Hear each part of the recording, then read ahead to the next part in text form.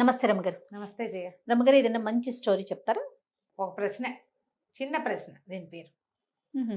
ఆడాళ్ళకి అన్నిటికంటే స్త్రీలకి ఇష్టమైంది ఏమిటి? నువ్వేం చెప్తావు జయ? అన్నింటికంటే ఇష్టమైందా? ఆ, బంగారమే రమ్మగారు. కదా. హ్మ్. దాని మీదే. అవునా?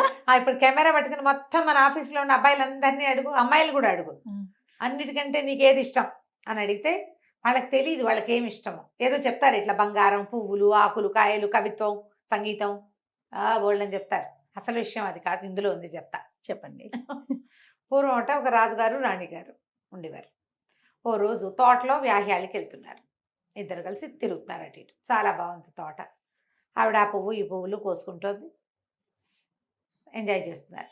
సరదాగా సాయంకాలాలు వాకింగ్కి వెళ్ళటాలు ఉంటాయి కదా. ఏమండి, స్త్రీలకు అత్యంత ప్రియమైనది ఏమిటో చెప్పండి అని అడిగింది. అడిగితే రాజుగారు అన్నారు, పువ్వులు అన్నాడు. ఏం కాదు అన్నది ఆవిడ. అక్కడి నుంచి ఆవిడ అంతకుముందు ఒక డిసెంబర్ పువ్వు కోసి దాని ఆ పువ్వుని వెనక భాగాన్ని నోట్లో పెట్టుకుని పీల్చి తేనె అన్నాడు ఆయన. అది కాదు, ఆయన ఒక 10 చెప్పాడు. ఆవిడ ఒక్కదానికి ఒప్పుకోవాలి. అవేం కాదు, ఇవేం కాదు, ఇవేం కాదు. ఆయన మన గణేష్ చెప్పిన బంగారం కూడా చెప్పాడు. అది కూడా కదా? కాదండి ఆవిడ. సరే, అక్కడి నుంచి ఈయనకి డౌట్ వచ్చింది, ఇంత చిన్న ప్రశ్నకు సమాధానం చెప్పలేనా నేను అని చెప్పి ఈ ప్రశ్నకి సమాధానం తెచ్చాకే నీతో మాట్లాడతాను. ఆవిడ కూడా నాకు కావాల్సిందే దానికి ఆన్సర్ అని చెప్పి. అయిందా? అక్కడి నుంచి ఏమైంది, ఇప్పుడు ఆన్సర్ కావాలి. సభికులందరినీ అడిగారు, స్త్రీకి అత్యంత ప్రీతిపాత్రమైనది ఏమిటి?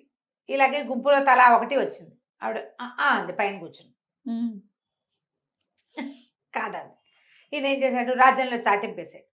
రాణిగారు అడిగిన చిన్న ప్రశ్న, స్త్రీకి అత్యంత ప్రీతిపాత్రమైనది ఏమిటి? ఎవరు చెప్తే వాళ్ళకి బహుమానం. జనం అంతా తండోపతండాలుగా వచ్చారు సమాధానాలు చెప్పడానికి. అంతమందిని చూశాక రాణిగారికి నచ్చిన సమాధానం చెప్పకపోతే కొరడా దెబ్బలు తగులుతాయి అన్నారు. గుంపంతా పోయారు మొత్తం. అంతేగా, వచ్చిన వాళ్ళంతా వెళ్ళిపోయారు. దెబ్బలు తినడానికి ఎవరు రెడీ అవుతారు? రాజుకు నచ్చల. ఇదేంటి ఇంత చిన్న ప్రశ్నకి ఆన్సర్ దొరకదా నా దేశంలో నాకు? ఇలా కాదు, సభికులందరినీ అడిగాం, ఊళ్ళో వాళ్ళేమో దెబ్బలకు భయపడుతున్నారు. ఇట్లా కాదని రాజుగారు రోజు ఒక పావురాన్ని విడిచిపెడతాడు. ఆ పావురం ఏ ఇంటి మీద వాళ్తే ఆ ఇంటి వాడు సమాధానం చెప్పాల్సిందే, లేకపోతే వాడికి కొరడా దెబ్బలు తప్పవు. దీనికోసం ఇప్పుడు ఈ అడ్వర్టైజ్మెంట్కి ఎంత పని ఇవి. మరి తాను చెప్పలేకపోయాడు, సామాన్య ప్రజలు ఎలా చెప్తారు? చెప్పాలి. మళ్ళీ కొరడా దెబ్బలు ఈ ఏర్పాటంతా అయింది. ఇప్పుడు రోజు పొద్దున్నే వాకిట్లో మేడ మీద నిలబడి పావురాయి వదిలిపెట్టడం. ఆ పావురాయి అయిపోయి ఆ ఇంటి మీద ఈ ఇంటి మీద వాళ్తాం, వాళ్ళు మెమ్మే బెబ్బే అంటాం, వాళ్ళకి కొరడా దెబ్బలు, గందరగోళం, అన్యాయం. రోజులు గడిచినాయి. ఒకరోజు ఒక పేద రైతింటి పూరి గుడిసె మీద, రైతుకు తల్లి గుడిసె మీద వాలింది. గుడిసె మీద వాలేసరికి ఆయన చూసుకున్నాడు, పావురాయి వాలింది.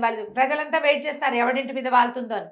మన ఇంటి మీద వాళ్తుందేమని మనకి భయము. అవునవును. మన ఇంటి వాళ్ళదంటే అమ్మాయి అనుకుని ఎవరింటి మీద వాలిందో అక్కడికి పోతారు గుంపద్దా.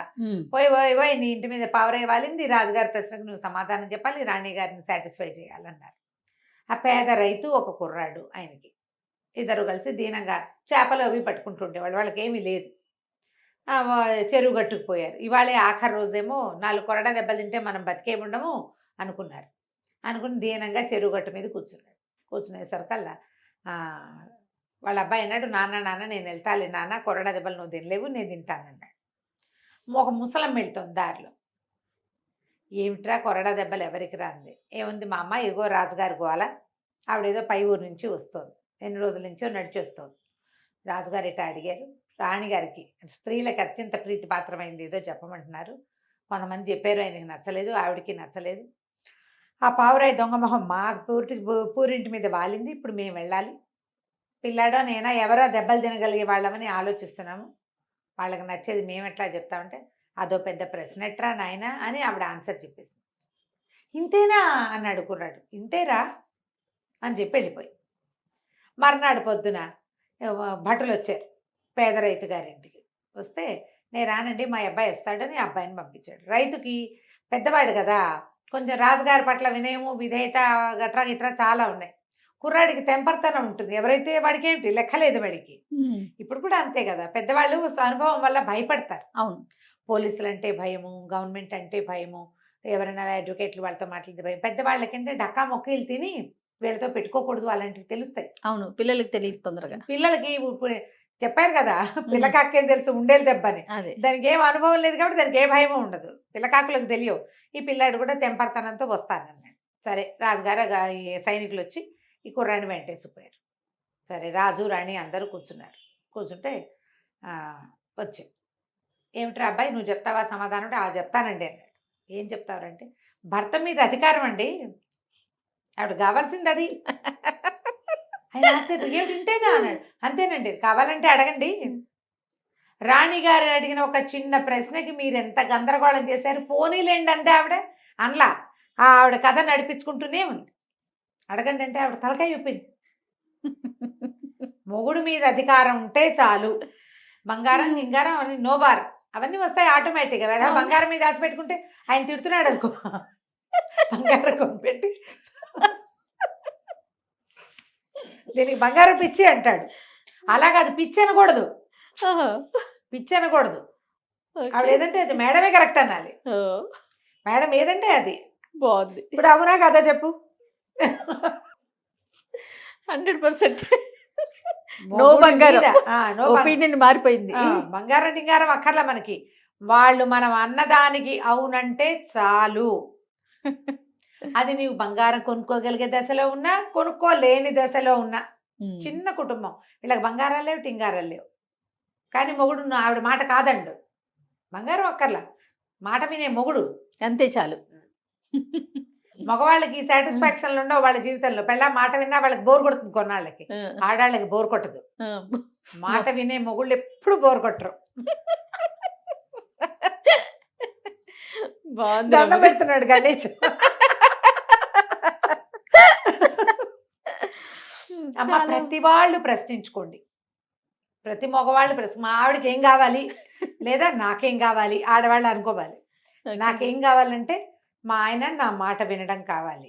జనరల్ గా అసలు నేను చేసే ఏ కంటెంట్ జేపీ చూడరండి, కానీ ఈ వీడియో నేను చూపించాను నీకే స్పెషల్ ఇది అని చెప్పేసి. సో నేను కూడా డాక్టర్ గారు అసలు ఇప్పటిదాకా ఆయన యూట్యూబే లేదు ఆయన ఫోన్ లో.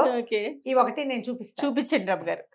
డెఫినెట్ గా అందరు ఆడవాళ్ళందరూ మీ భర్తలకి చూపించండి, మీ ఫ్రెండ్స్ కి పంపించండి, దీన్ని ప్రచారం చేయండి.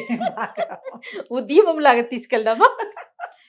బాగుంది. స్త్రీలకు కావాల్సింది ఏంటంటే మాట చెల్లుబడి, నీ ఇష్టం అనాలి, అంతే చాలు. అదొకటి చాలు. ఇంకేం ఇచ్చిన ఇవ్వపని ఏం పర్వాలేదు, వాళ్ళు ఏం ఇవ్వక్కర్లా, నీ ఇష్టం అంటే చాలు. అన్నీ వచ్చినట్టే. ఈ మాట చెప్పాక రాజుగారు ఇంత గోల్ చేసింది ఎందుకు? ఆవిడ మాట కోసం. ఇప్పుడు ఇలా కావాలి ఆవిడకి, ఆవిడ ఏదంటే అది జరిపేసేదే కావాలి, అంతేనండి.